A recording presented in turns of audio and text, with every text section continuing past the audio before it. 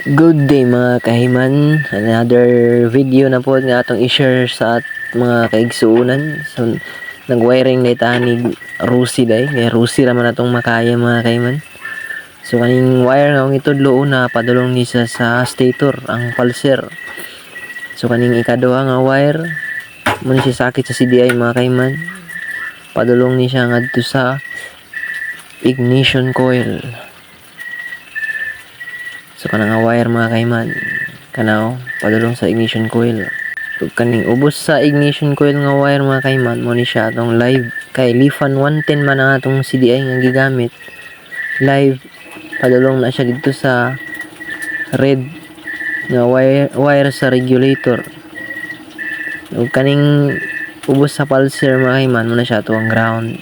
Sa stator naman mga kaiman kanang yellow padulong na siya sa regulator ng yellow o kanang isa ka yellow mga kaiman padulong gyapon na siya sa regulator katong pink in color o kanang red white muna siya to para padulong sa suga mga kaiman.